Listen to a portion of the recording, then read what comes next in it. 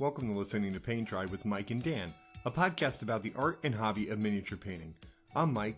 Thank you so much for joining us on our continued quest to become better, braver, happier painters. This week we're back in the United States with an amazing artist, Erik Swinson. He has done some absolutely fantastic pieces and won some awards both nationally and internationally. He is a fantastic person to talk to, and I think you'll all enjoy his interview. You can follow anything that he's doing on Erik_Swinson at Instagram. We'll also have a link to that in the show notes. So without further ado, award-winning artist, Erik Swinson. So welcome to the show. Thank you so much for joining us. Thanks for having me. It's been a few years since we actually got a chance to talk face to face. I believe that last time we saw each other was at the Nova Open. And you may not remember me, but I'm the guy, you had given me a lot of helpful feedback on a piece I did that had two little girls looking at each other through a wall. I definitely remember, and I specifically remember that piece, which I hope I hope says something about the piece, because I probably only remember like 5 figures out of the 200 and something. So yeah, it was really cool, and it had great storytelling to it. Well, thank you so much. Yeah, no, and I the reason why I brought that up is just I wanted to say thank you to you for being approachable and providing awesome feedback for me. Actually, I have the note card, because I don't know if you remember, I whip out a note card anytime somebody gives me feedback, and I put them on my wall, and that's actually still sitting on my wall, and I read it, and when I'm looking for hints on contrast and such, I go there. So thank you for taking the time for that. Oh, you're welcome. I try and be pretty approachable at conventions. I'm happy to talk to anybody who wants to come up and talk about miniatures. Don't ask me what War Machine or what Warhammer army I'm playing, though, because I always get funny looks when people are like, so what game are you playing this weekend? I'm like, none. Hey, I'm the same exact way. I think I've played one Age of Sigmar game, and that was right after it came out. And then previous to that, it was nearly 25 years since I played Warhammer. So I'm right with you, man. But also, one of the things I always try to encourage our listeners too is that is to approach people. Like go ahead and approach amazing painters and teachers out there and ask for feedback, because y'all are the best source of it. So that's kind of why I brought that part of it up. But what I wanted to start with, and I know you've probably done this on other shows and such, but would you mind giving us a little bit of a taste of your origin story in the hobby and how you got started out? Sure. I mean, it's probably very similar to most others, but I used to paint Gundam models when I was a teenager, and then when I was in my early 20s and had some disposable income, my a buddy of mine introduced me to Warhammer as like, hey, I know you like painting models. Why don't we play this game where you can paint them and then play with them? So I started playing Warhammer. I played some Death Guard and 40K, and then switched to playing War Machine. And I eventually kind of found out that I just enjoy painting them more than actually playing the games. But I still find some time to play some tabletop miniatures game every once in a while. I love playing Kingdom Death with my roommate. A couple buddies come over like on Fridays, and we'll sit down and play our campaign. So that's pretty cool. Now, so you've been painting for a bit. What decision, or how did you make the decision to kind of say, I want to take my painting to the next level? Probably just from like, I feel like my local store had always been pretty good about encouraging people to paint their models. So we would always give out a best painted prize for like, hey, this time it's the best painted solo or best painted HQ model or best painted unit. And it would encourage people from month to month to get something new painted for the tournament. And after winning a few times at that, people were like, hey, you're pretty good at this. And I was like, maybe I should try my hand at like an actual competition. So what was your first competition? My first competition was the P3 Grandmaster, which is Privateer Press's painting competition at Lock and Load in 2017, I believe. So, Wow, that is a fast journey, because fast forward to 2019 and to a best in show at the Capitol Palette. That's pretty damn awesome, man. So and along that process too, though, if I understand correctly, you had done some traveling too to take classes, right? If I remember correctly, I'd heard you had actually gone to Europe to take class. I've never taken a class in Europe. Oh, I've taken I've honestly only taken a handful of classes. I've watched some YouTube videos, like when I was starting out. The old painting Buddha videos on YouTube by Ben Comets are right. Still amazing. But honestly, like most of my learning was just like looking at cool mini or not and trying to replicate what I saw. And then I've taken classes with Banshee, and I have taken a class with Sergio. And then honestly, that's about it. But I did do Banshee has his miniature art academy, and this was 2018, I think. He was at Nova Open, and he had told me about how he was going to open up his Patreon, and I was really looking to up my painting, but I didn't know exactly who to approach to do it. And he had like he has like a private coaching thing. So I did that for a little while. And honestly, I think that was probably the thing that like took me from being a good painter to like really stepping up to where I am now. So yeah, and I know you took the Sergio class because you were sitting right next to my co-host Dan. And so yeah, actually I was bummed. I was supposed to go there too, but I had a family thing come up. I was like, no. But yeah, because I was at Huzzah, right? I think that was at Huzzah. Yeah, it was at Huzzah Hobbies. Yeah, that's I love it when they come over and do the tours. I can't wait for that to happen again. Oh, hopefully soon. Hopefully, yeah. We need to get Rome and LaPlante back in the States too, for sure. So now, along kind of the lines of Europe, though, I do know that you you competed a few years ago in Europe, right? Like you brought a beautiful orc piece that was a unique sculpt there, right? Yes. So I went to Monte Sansovino in Italy, which honestly was mind blowing. The level of work that was there. I had a custom sculpt by Joaquin Palacios, who is my all-time favorite sculptor and a wonderful human being. He sculpted when I was talking to him about doing a custom piece specifically for either Crystal Brush or that show. We both, we both love orcs, so we landed on doing a Warcraft piece, and it was a crazy experience. It's the best miniature painting experience I've ever had in this hobby. Can you elaborate a little bit more about that? Because I know that's something that's kind of like the bucket list, is to hit Europe for me at some point, and whether it be Salute or Monte Sansovino or something along those lines. Is there any chance you could do kind of some like compare and contrast between like a US show and maybe Sure, yeah, absolutely. Yeah, I think the biggest difference between what is a European show and what's an American show is that every American show, other than, let's say, like MFCA, which is mostly historical stuff, and I've never been, so I can't speak exactly, but all of our painting competitions and shows are all attached to conventions that are focused on wargaming, right? And then the miniature painting and competition is ancillary to that.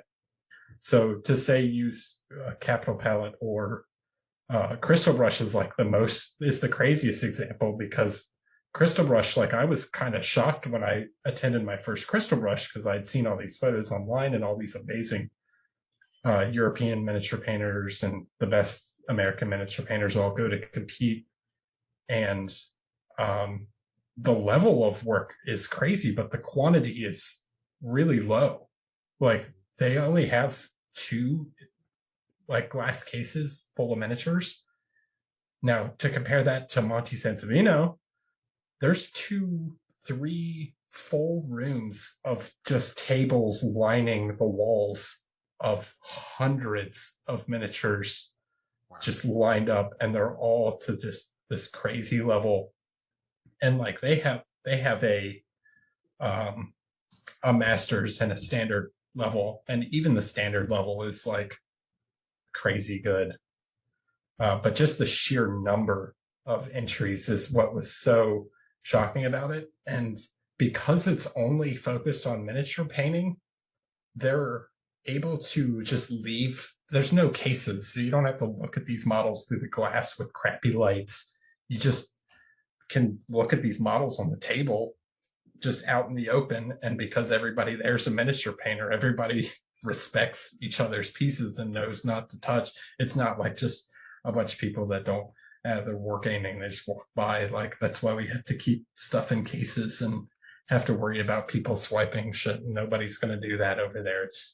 It's a totally different experience, and everybody just hangs out and goes to get food together. There was they do this huge lunch where all the attendees basically fill an entire restaurant, and we all sit together and just talk about miniature painting and eat and drink and just have a good time all weekend. So you pretty much show up on Friday, enter your piece, and then just hang out for 2 days until it's time for the award show.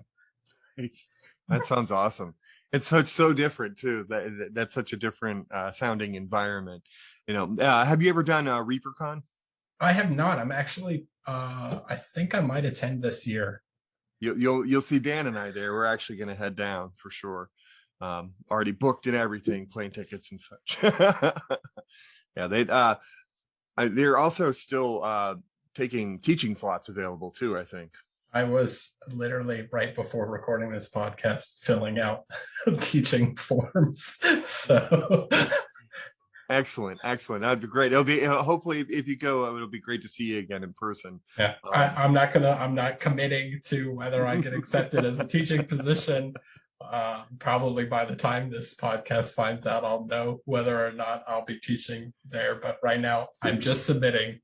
Well, actually, this episode's going to come out tomorrow. So. Oh, well, then I won't know. Yeah, right. So then, kind of along the same lines, who have become kind of your biggest influences in miniature painting?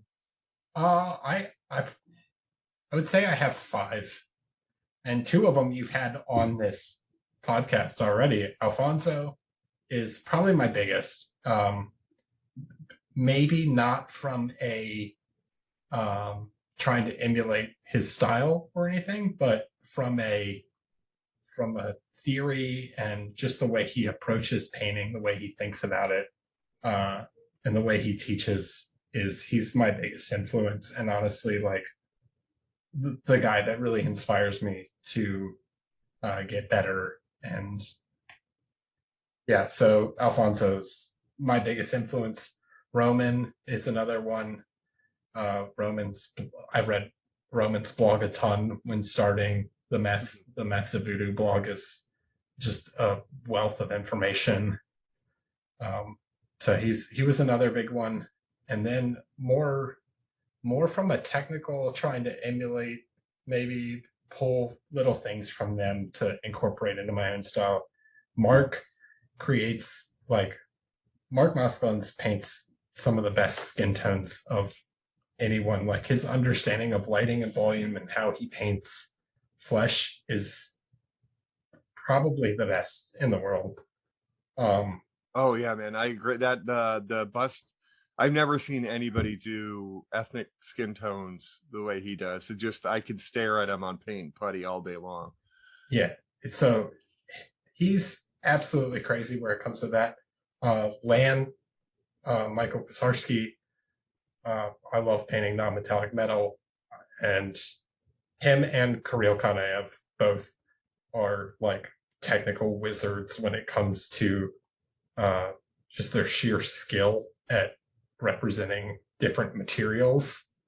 So those two are probably one of my, like, it's so easy now, like with social media, and you follow all these people on Instagram or whatever, and you just see like crazy good miniatures every day, right? And it's so easy to just like tap like and scroll by. But like when Kirill or Lan or Mark or Alfonso post a piece, those are ones that like it makes me stop and like zoom in and really try and study and understand what they're doing. That's awesome. Yeah, that's the world of social media has certainly changed the landscape of miniature painting. That's definitely increased the community aspect of it too. So along those kind of same lines, we talked about a bit of, you have the influences of the teachers. Now you're also teaching classes as well, maybe pre-pandemic, not so much during the pandemic, but right. What made you decide that you wanted to teach? I really I started teaching at my local store on just how to, the basics, how to blend, how to, edge highlight, how to use an airbrush, how to do simple bases, whatever, simple color theory, just to try and introduce people, because I had a lot of people showing interest on like, hey, I want to get better. Mm-hmm. Okay, well, I'll organize a class at the local store and try and share the knowledge that's been given to me, right? So I passed that on, and then through that, I was then asked to paint or teach at Nova and teach at other conventions. So now, how has it impacted your painting, your own painting?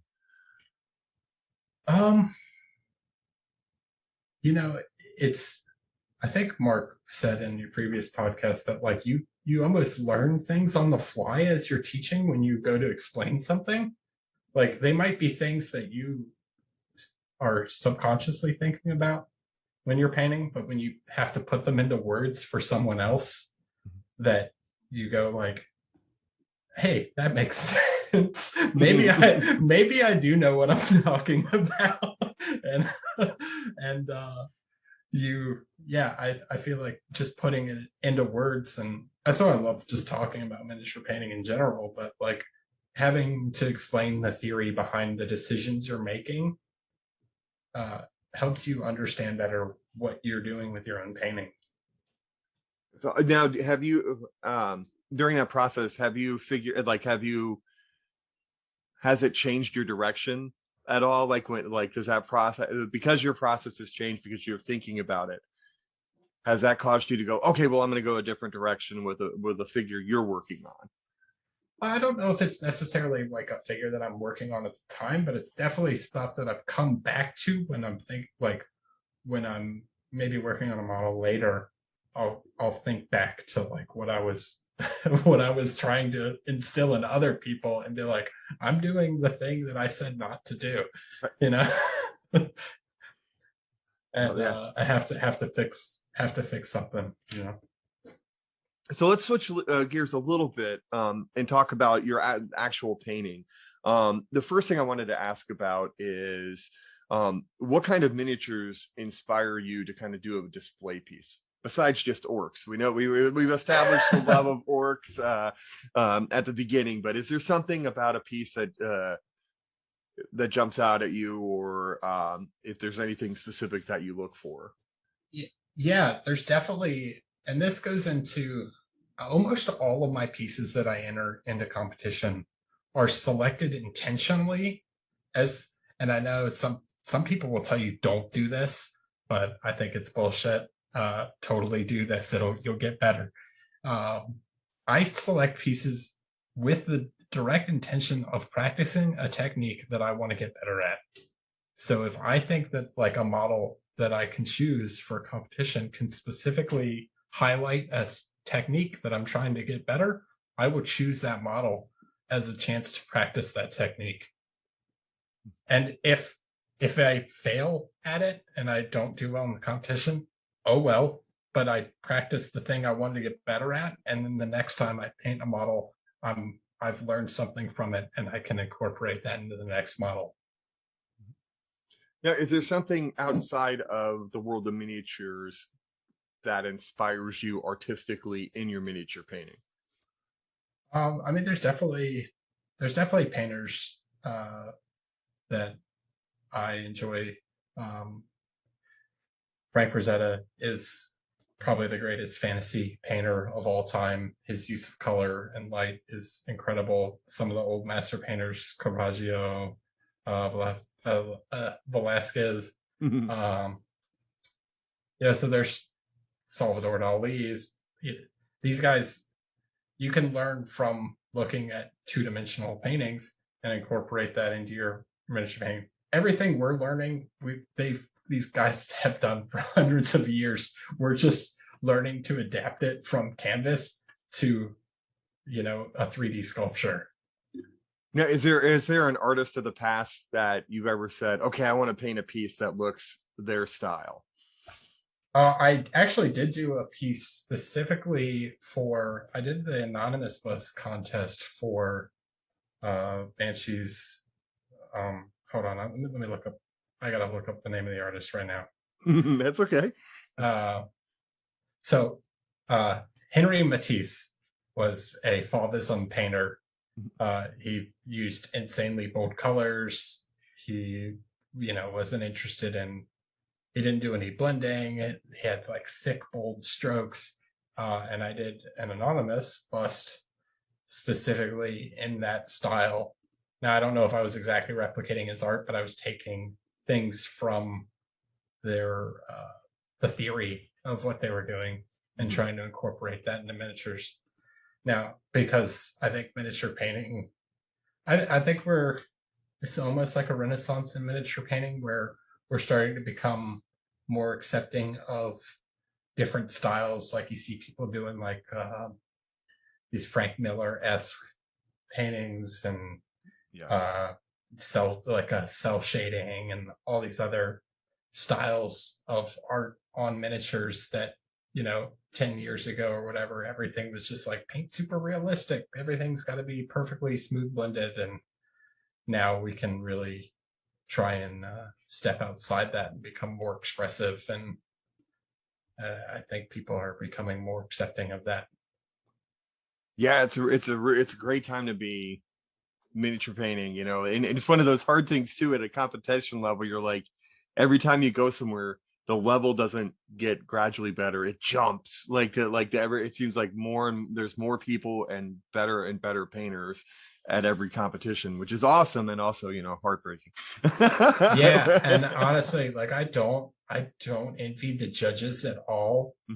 As the styles and things try and start to diverge and people do different techniques. Like I feel like a while ago it was just like you looked at the technical aspect of a painting, and now it's like everybody at the top level all can do a perfect blend if they want to.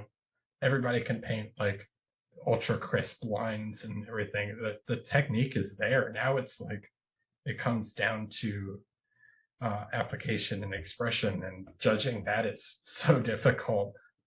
Right. I can't even imagine, like you said, like looking at a hyper realistic bust that looks like it's going to start talking to you versus somebody who did an amazing cell shaded bust.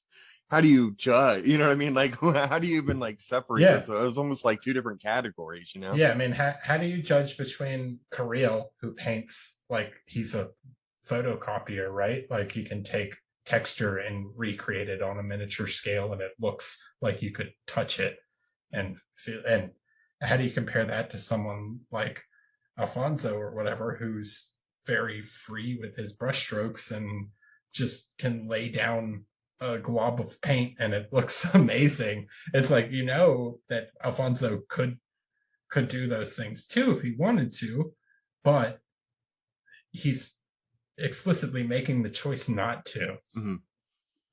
Yeah, that's what I find. That's the other side I find really cool, is that people are making those artistic decisions now in the world. Even just in the 5 years that I've been back in miniature painting, that it's changed so much, you know, for sure. Now, one of the things I've noticed in work that you've done, like kind of your personal work, is that you've done a lot of playing, it seems, with cast shadows. What kind of made you go that route? I know this is something that's always intrigued me about looking at miniatures, and you're like, there's, I guess what I'm trying to ask is the kind of what motivated you to go in that direction? Because I know the orc you painted for Monte Sansevino that had cast shadows in it, and a couple other things I've seen of yours that you posted had. And so, what kind of made you decide to? Because that's to me that's kind of a radical side. That's a big change in miniature painting, is doing cast shadows. Yeah, I mean, I think as we get better at representing light and shadow on figures, like it's the next step to go, right? Not every, I mean, if you look at canvas painting or illustration in general, and I draw a lot of inspiration. I've been told that like I have an illustrative style to my painting. Um, as as you look at that stuff, like the sun casts shadows, right? Not everybody, not we just all our miniatures are just standing around in an overcast day, like, and all shadows are just these soft shadows. Or everybody's, I have, you know, my barbarian is lit by a soft box. Like, come on. Hard shadows are a real thing, and I think being able to mix that in to miniature painting can create more dynamic light schemes, and you can create more interesting shapes with your painting and tell a better story, honestly. And that's kind of what we're trying to do, right? Like, how do you paint a guy that's in a desert? I'm going to paint a model that's in the desert, and then he's got no shadows, right? Like, he's standing in the middle of the desert, like, and he's not casting a shadow on the ground. Like, what? I've never, I don't know. That doesn't seem right to me. For sure. And I'm gonna have to say this. I think some of your stuff looks illustrative, but I also think there's other. I don't know. There's other, like, I wouldn't, the Huntress that won the best in show, I wouldn't have put in an illustrative style. But some of the work that you've done for Privateer Press looks a little more illustrative to me. Maybe I'm wrong. I don't know, but I mean, Yeah, I think you have a few different styles that I've seen come out of your work. yeah, and I think, well, if you're going to work professionally, right, you have to be able to adapt to the style of the what you're painting. Mhm. And I'm constantly trying to improve and find my own style. I almost don't know if I've even completely found my own style yet. Mhm. So I'm constantly just trying different things. But I think as I move further into my developing my style, it's become more of an illustrative one. Yeah, and, you know, and when I see or I hear somebody say illustrative, the first thing that comes to mind is Flame On Miniatures. That guy seems, that to me, that's like the ultimate, like, he almost like that's the style he's going for, is to look almost like it walked out of like off TV or something like that. I'm Yeah, not sure if you know who I'm talking about. Flameon. Yeah. Or Yeah, is that how you say it, Flameon? I don't know. I'll be honest, I don't know exactly how to pronounce his name. So I've never met him in person. So, but the yeah, his work to me almost has like a computer rendered like kind of look to it. It's like everything is like so perfect that it's almost unsettling. It certainly can be, for sure. I totally get that. So now we've talked about the things that kind of get you motivated on, or inspire you to paint. What is kind of your process that you go through when you start a project? So most of the time, and a lot recently, is when I go to approach a model, I will, especially if I'm trying to do the cast shadows and things, I will take light reference studies of the miniature I'm getting ready to paint. So I will pull out a flashlight and move it around the miniature to try and find an interesting lighting scheme. Um, then from there, like once I've done that, I'm pretty freeform. I'm not super structured when it comes to like choosing color and things. I tend to sketch a lot. Maybe not as much as some, but I will sketch quite a bit on the miniature and then refine from there. And I tend to work on the whole miniature at once and maybe get everything to like a 50% completion. And then I'll go back and individually refine like sections of the model to what I would consider like 90% and then reevaluate. And I'm constantly evaluating the miniature as a whole, which I think is what you have to do because people that tend to paint like one thing at a time to hunt what like they would consider complete, they get so narrowed in on that one thing, they lose focus of the entire picture. And then if there's something they need to change on the miniature, they're reluctant to make that change because they've put all of this time into painting this one thing. Like, oh, like, hey, this all looks good, but the light direction on this piece of the model is not working with the rest. Well, I spent 3 hours painting that piece and now I don't want to change it or whatever. So I think sketching can get you there, see the process, see where you're at, reevaluate, and keep working. Now, do you do a color sketch or do you do a black and white sketch? I color sketch. I don't do a lot of black and white sketching. I'll tend to, once I've picked my light direction, I'll zenithal prime in the direction that I've chosen, and then from there I just go straight into a color sketch. Now, what was in your process of learning? What was the most challenging technique that it took you to learn, or what has been the most challenging technique? Excuse me. So saying that like one of my two biggest influences were Kirill and Lan, and I still don't think I'm as good as them at it. They're the best in the world, but non-metallic metal is like the one I spent. I literally painted on models that I could solely focus on showcasing non-metallic metal on for like a year. Every single model I painted was like clad in full armor, and all I did was practice non-metallic metal. See, and that's it's really interesting. There's so many different philosophies out there, but I have a tendency to be kind of in your school of thought that intentional practice is a good thing. Like you wanted to learn non-metallic metal, so you painted suits of armor for a year. That makes a lot of sense to me. And I think honestly, I think that's the way to go. And then after that, I was like, okay, well, my non-metallic metal is pretty good. I want to learn to paint faces and skin better. So I painted a bunch of busts, right? It's like, I'm just going to paint busts and work on the volumes of the face and learn to do that better. So yeah, I think intentional practice is really important. And as you learn these things, you can then incorporate them into other pieces and the work gets better as a whole. Now, do you have kind of a favorite color that kind of, like, I know a big thing in miniature painting right now that is out there in tons of videos is universal highlight and shading colors.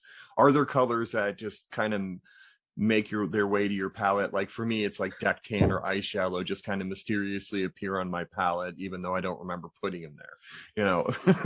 Yeah, I definitely have ones that I reach for a lot. I love the Chimera colors right now. I use the red oxide and magenta a lot. I think they make like super rich skin tones. I'll also use ice yellow.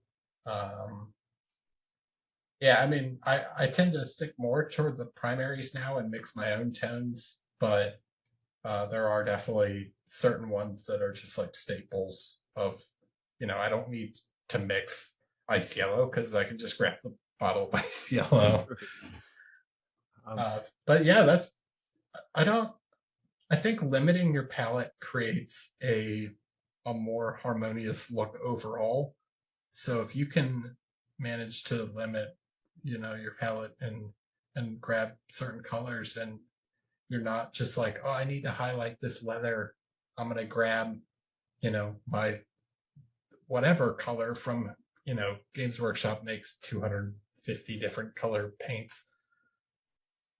If you can do that with what you already have on your palette, then those colors are then used elsewhere on the model, and you create harmonies through that. Right. Yeah, and that's something that's always been fascinating to me, that that there's that artistic side and that corporate side, right? What is a Vallejo makes like 80 different shades of brown, right? And how many people besides Angel Heraldez have all 80 shades of those brown, right? Well, I mean, Citadel and Vallejo are in the business of selling paints, so they introduce new colors all the time to get you to buy more paints. Now, I don't have a problem. Let me say, I don't have a problem with you owning a bunch of different colored paints, but I think making a selection and finding the ones that you really like and trying to narrow yourself to certain selections on a model can really help you understand not just color theory better and how to harmonize better. You don't need 5 different color blues, tones of blue pots to paint blue, right? You can a blue, maybe a deep purple and a white is enough to paint like a perfectly good gradient. Right. None of the paints are going to magically make you paint better. Use the one I don't hold brand loyalty to any paint. I use the ones that work best for my style of painting. Like, I know guys that swear by the old GW paints. Albert Moretto Font is one of the best miniature painters in the world, and that guy swears by like the old GW pots. Like, the black hexagons, right? No, the ones before that. Oh my the goodness. Ones with like the not the one that you could like paint, the like white topped ones. Oh, the little one you tore the top off? Yeah. Type thing. Okay. Like, he's nice. Painting with those. Wow. And like, he creates just beautiful pieces with this. It's like, yeah, that's paint from 20 years ago, and he's still doing amazing work. And like, so yeah, No, that's awesome. Now nobody's gonna send me any paints. Sorry. Well, I have PL75, Chimera, P3, GW. I love all your stuff. Send me free paint. I wish we've tried on that show. The show we've gotten nothing so far. A year of trying. No, actually, not really. But our goal, honestly, we're not a sponsorship looking show. This is a hobby inside a hobby for Dan and I. So, but we will take free shit. So if anybody wants to, man, who wouldn't, right? Right? Winston Newton, if you want to send me some free brushes, you're the best. You can send him the Winsor Newtons. I'll take the Raphaels. Yeah. That's so there's a good question. That's something that always is a constant ask on social media and stuff. Oh, what brush do you use? Like, so me, it's a Raphael. The 8404. 84041 is kind of my workhorse. 1 and a 2, which is I guess the 1 is about the same size as a Winsor Newton 2, because they're fatter, a little bit fatter. But what you're a Winsor Newton guy? Honestly, like, not really.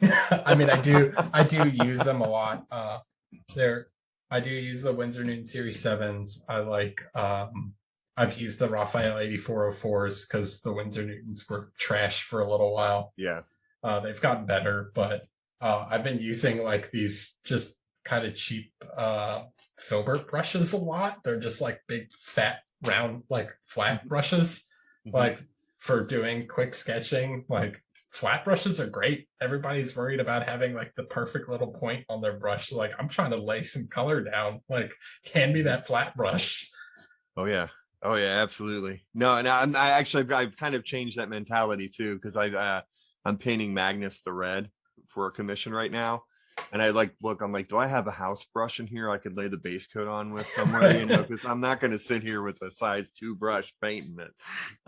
But no, it's interesting. There's so many different tools and stuff out there. What has a new tool come out since you've been painting that you've been kind of like, well, that's incredible? I know for me it was the dawn of the wet palette. When I started back in high school, when Rogue Trader existed, and then took my break and came back into the world of wet palettes, I was like, what is this mad voodoo? You know. I don't know specifically. Honestly, the tool I probably use the most, besides just my paintbrush or airbrush, and I've been using airbrush since like I started in miniatures because that's basically all I use to paint Gundams. The Dremel is like my favorite tool. It's like the thing I use all the time. It's just sitting on my desk. Like I need to drill holes or clean a mold line or something. Like I have enough control with it that I can like shave off some flash or something. Like Wow. it's the best. All right, that's terrifying to me, taking a Dremel to a model. Besides, like, yeah, I use mine for a drill too, but to take flash off, man, you're giving me heart palpitations just thinking about. And there goes the arm of a $70 model. So I have. So my roommate has the corded one that's got like the switch like flicks between the different speeds. Mm-hmm. So it only has like 6 settings or something, and the lowest setting is like crazy fast. I have this battery powered one that like you can just barely turn it on. It's like a fully variable speed one. Oh, nice. So if you like just barely flick it on, it spins. I'm gonna air quotes slow. It's still crazy fast because it's a rotary tool, but it's slower than the slowest speed on like the corded one.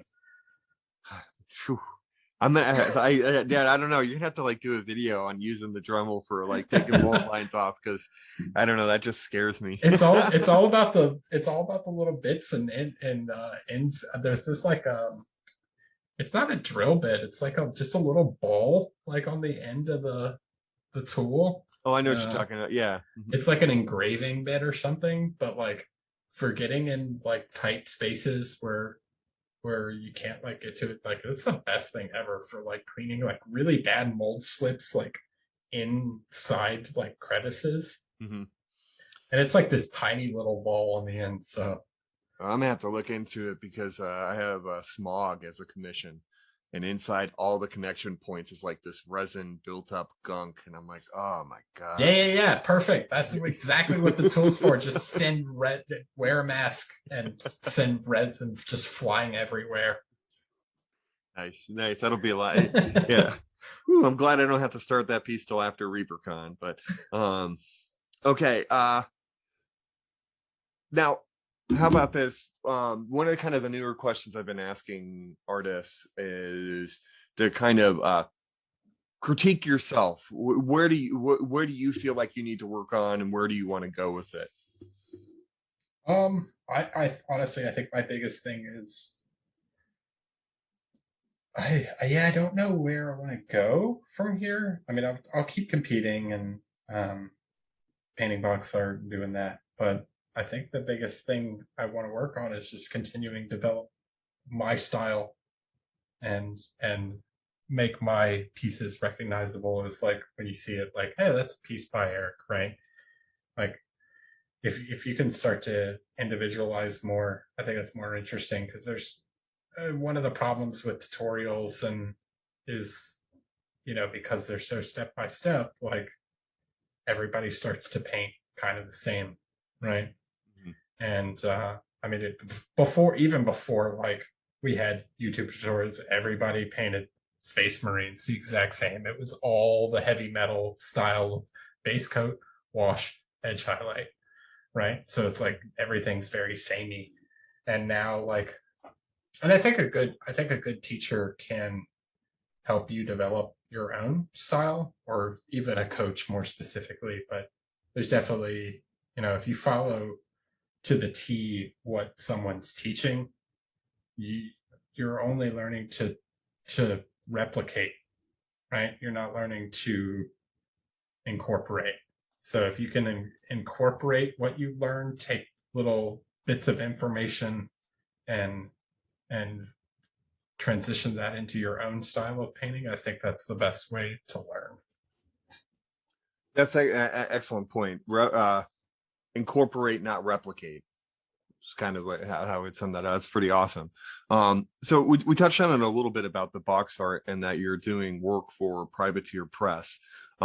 First, congratulations. The pieces that I've seen you post online have been absolutely jaw-dropping. So that's really awesome. Can you talk to us a little bit about that process? Now we've had Matt DiPietro on, who's like one of the original, like from a while ago, Oh yeah, Privateer man. Press guys.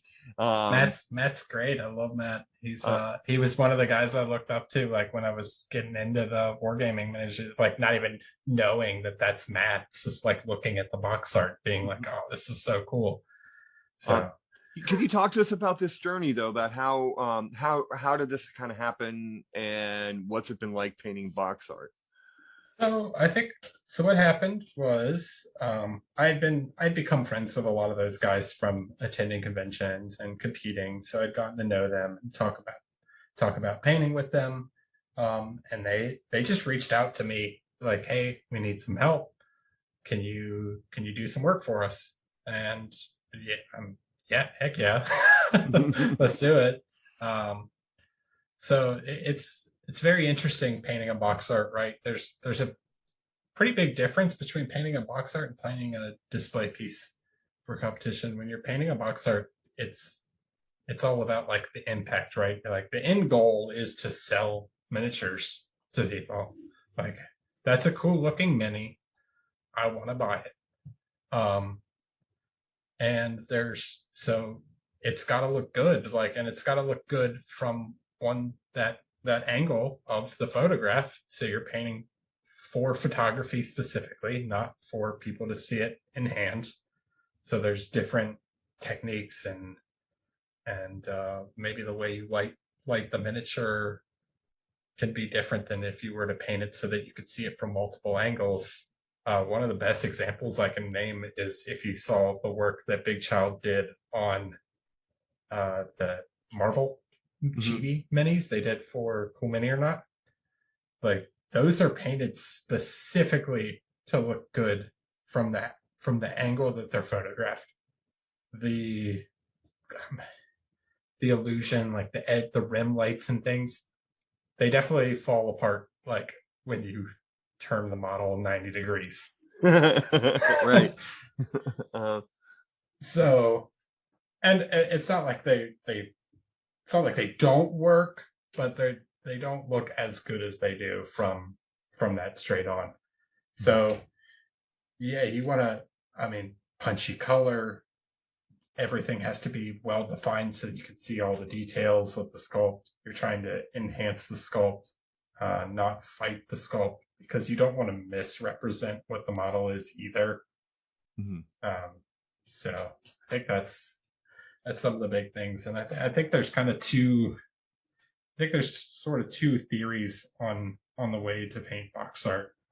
There's the sort of GW method, the GW theory of like the models are sort of painted in I guess everyman, like they're very approachable box arts, right? You look at a unit of tactical Marines or whatever, and you think like I could achieve that. It looks achievable. And then there's the like, this is the top, like this is what the model could look like in, how do I word that right? This is what the model is capable of looking like. That's the high end style box art, the real like visual impact. Because honestly, like there are so many miniature companies out there, and there's so much stuff coming out constantly that like you sort of have to set yourself apart from all the rest of the noise out there. Well, then you throw in the world of 3D printing and all that other stuff too, along with the to add to the miniature companies. Yeah, it's crazy. So yeah, actually that's always a question that's intrigued me.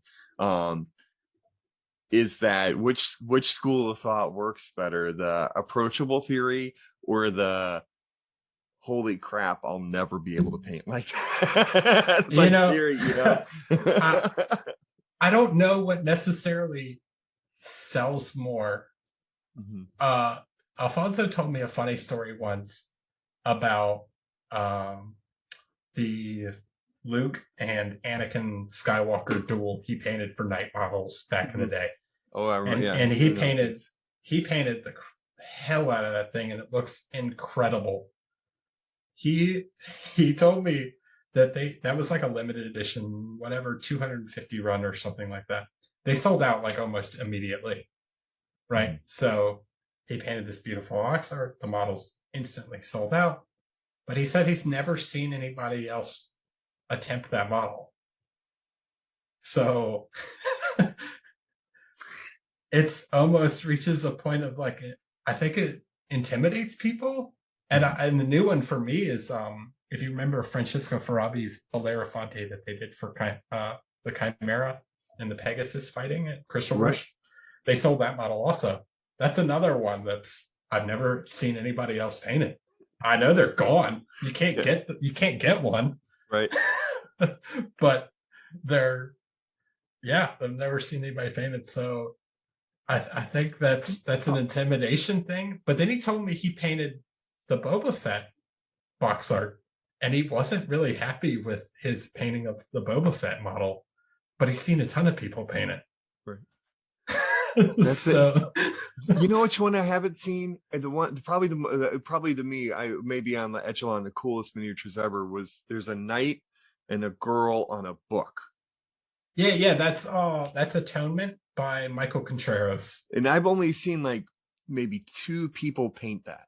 Like I've seen the box art for it, and I've only seen one other person paint it. So there's actually 2 different versions of that model. There's the one that Kyriako Simos won Best in Show at Crystal Brush with. Mm-hmm. That was a like one-off sculpt. Then Michael decided to produce like a mass-produced version of it. The certain things about the original like just weren't achievable to cast. It was like some of the way the roses and things were coming out of the book just couldn't be done in resin. I have seen a few people paint the production version of that model. That's another one of those models. Like, oh my god, that's so. I don't even know how I would begin to approach that model. You know. Yeah, like the models get crazier and crazier, and but yeah, I don't know is it better to sell out all the models if no one ever paints it, or is it better is it better to like sell some models and people feel like they can do better than the box art? And yeah, it's tough. Yeah, no, and I don't have the sales numbers to know for sure. Well, I mean, honestly, the king of them all is GW, so maybe they're the ones that got the. Yeah, I don't know. Maybe they've had it right the whole time. Now, is there a model that you have that you're like, okay, I'm not ready to approach it yet? Because I know there's I don't know if you know who Michael Proctor is. He does a lot of Reaper box art. But we kind of have the same taste for a couple of sculptors in Europe, and we both bought this DreamWorks or Mindworks game Puppet Master thing. It's kind of a diorama with a giant skeletal puppet master thing, and he's a substantially more accomplished painter than I am. And both of us have said that we've sat there just kind of looking at it going, God, where do we even start with this thing? You know? I will say that I used to be intimidated to paint certain models. Like I'd put it off. After you've painted a one-off sculpture by an artist that there is, it's the only one in the world, you kind of lose the fear of ever painting another model again. You're like, yeah, if I screw this up, that's it. It's the only one.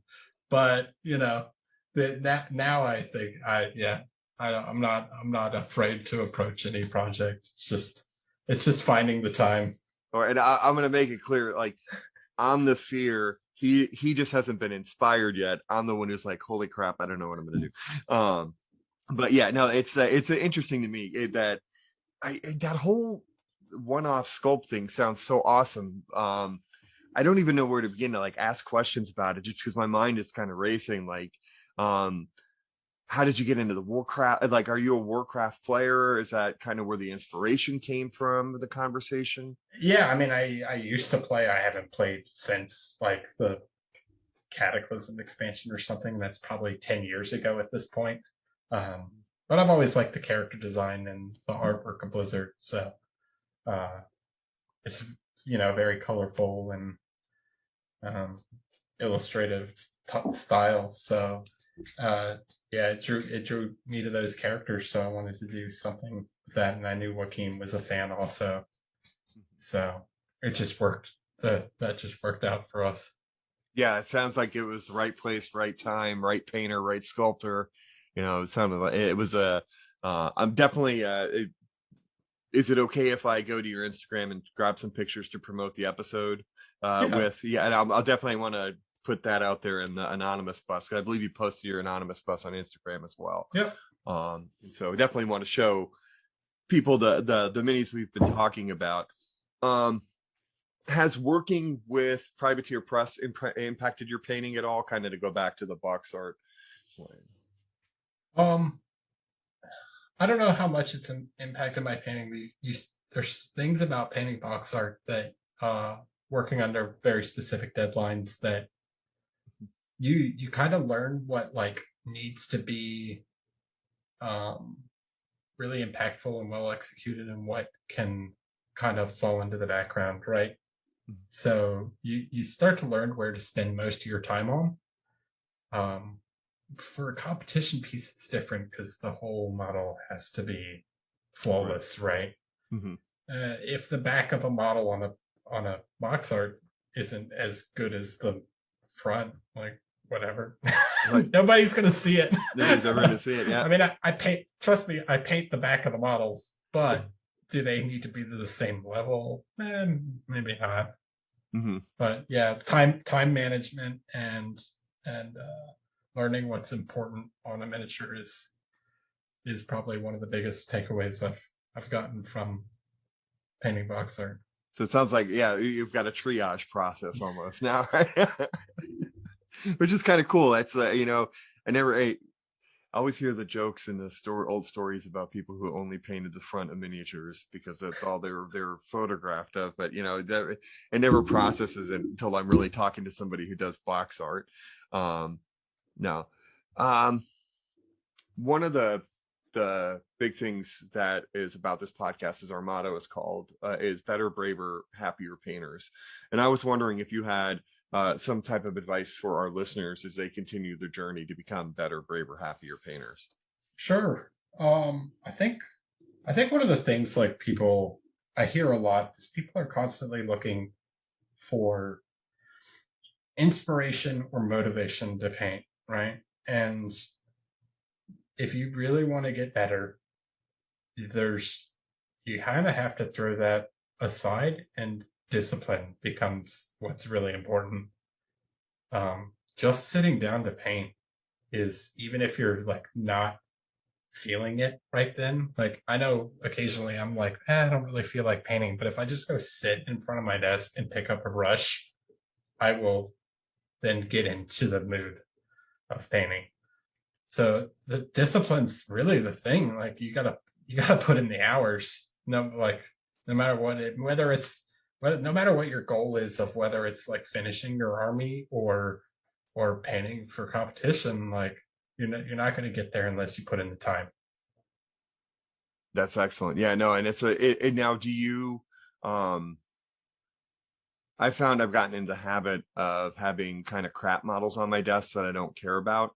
And that if I'm not feeling the mood to paint, I kind of paint those instead of like a competition piece.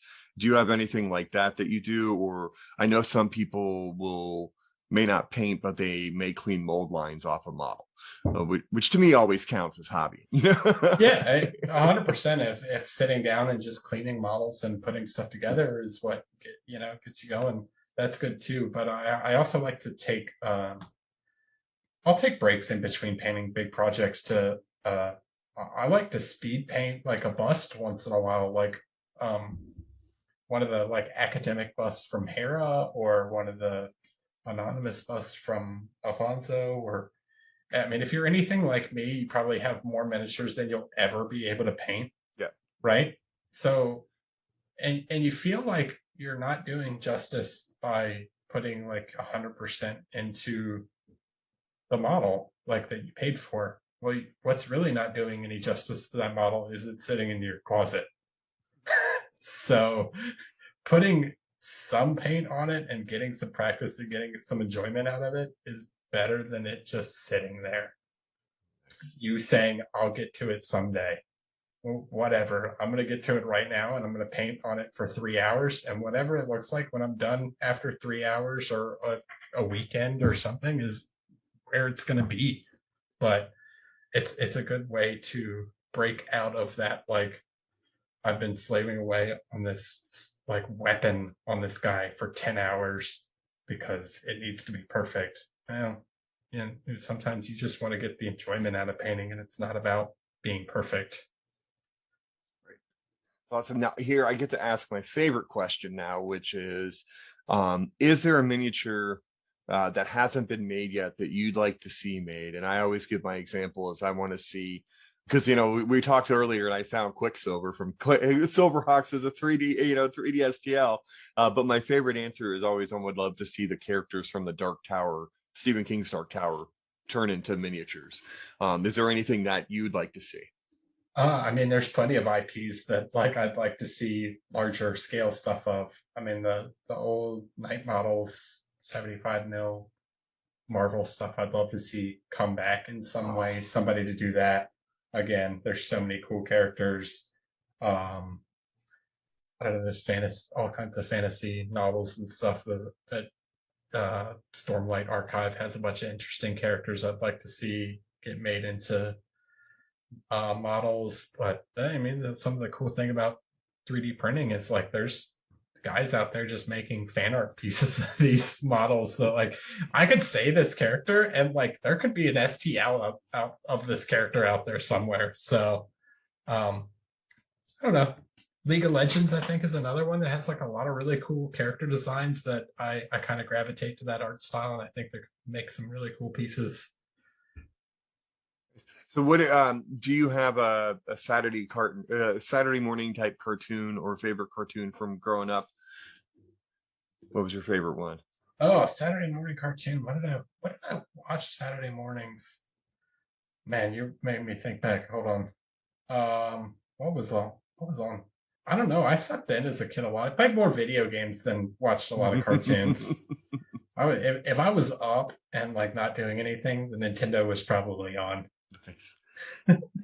And see, I the other one I always remember after we've had the conversation that I've talked to an artist is like Thundar the Barbarian. That's who I need miniatures for. Well, thank you so much for joining us on the show, Erik. It has really been a pleasure just to kind of shoot the shit with you about minis. Oh, thanks so much for having me. It's been great.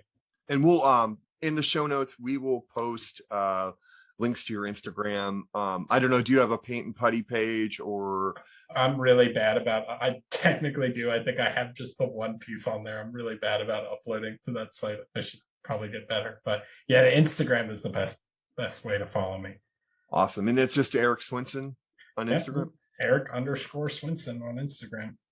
Fantastic, man. And I hope we get a chance to see you in person at ReaperCon. Oh, I hope so, man. I can't wait to get back to cons and see everybody and chat with people in person. And Dan and I would like to thank Erik Swinson for joining us today. You can follow his work on Instagram at Erik_Swinson. Go to his page, subscribe, you're going to enjoy it. His artwork is absolutely amazing. Thank you so much, Erik, for sharing your journey and your knowledge of the world of miniature painting with us. You can follow us on Instagram and on Facebook at Listening to Paint Dry with Mike and Dan. Check us out on Twitter at Listening to Paint Dry, or our handle is at Dry Painting. If you have any comments, concerns, questions, ideas about future shows, or want to share with us what you're working on, send us an email at listeningtopaintdry@gmail.com. Like, subscribe, and follow anywhere you get your podcasts from. We are on Amazon. We are on all over the place. Spotify, iHeartRadio, TuneIn, Stitcher. If you go there and follow or like or subscribe to us, please leave us a good review. That will help out the show a great deal. So this week, to close out the podcast, we have something a little bit different. We joined the Audrey Podcast Network, which is kind of a free social networking thing and cross-promotional group to help podcasts get their word out. This week we are collaborating with Firebreathing Kittens, which is a podcast about Dungeons and Dragons. So here is a 30-second promo about their podcast. We'll be back after you hear it. Are you itching for a good story, laughter among friends, maybe even a mystery or two? Well, you're in luck. Firebreathing Kittens is a standalone Dungeons & Dragons podcast. Each episode is a separate 3-hour-long story, like a movie for your ears, so you can listen to these adventures in any order you like. So, join us on a real play D&D quest as we solve mysteries, attempt comedic banter, and enjoy friendship. Firebreathing Kittens podcast. Fantasy, action, mystery, friendship. So we'll be back again in 2 weeks with another episode. Again, thank you so much to Erik Swinson for joining us. And remember, incorporate, not replicate the masters to become a better, braver, happier painter. Until next time. Listening to Paint Dry with Mike and Dan is a production of LTPTWMD. All rights reserved. No portion of this recording may be used without the express written consent of the host. The music is Death by a Thousand Questions by Springtide. Download from the Free Music Archive on a non-commercial attribution share-alike basis. All views and opinions expressed in the show are solely the views and opinions of the person who said them. All celebrity voices, if any, were impersonated and done so poorly.